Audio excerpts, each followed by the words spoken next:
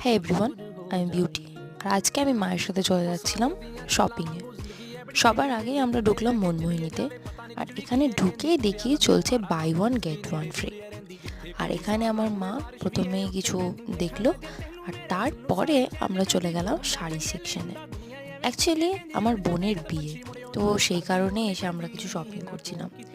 তো এখানে কিছু ঢাকাই জামদানি দেখার পর আমরা চলে গেলাম শাড়ির এই সেকশনে, যেখানে আমার সব থেকে ভালো লেগেছিল এই কোষা সিল্ক শাড়িটা, যদিও এটা আমার আউট অফ বাজেট ছিল। আর এরপরে আমরা চলে গেলাম জেন্টস সেকশনে, যেখানে কিছু শপিং করার পর আমরা ফাইনালি মা আমার এই সোয়েটারটা নিল, সাথে আমিও একটা সোয়েটার নিলাম।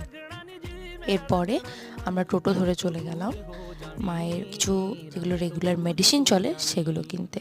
আর মেডিসিনের দোকানে অলরেডি অনেকটাই দেরি হয়ে গেছিলো, তো আমাদের খিদেও পেয়ে গেছিলো। দেখা হচ্ছে পরের ব্লগে, বাই।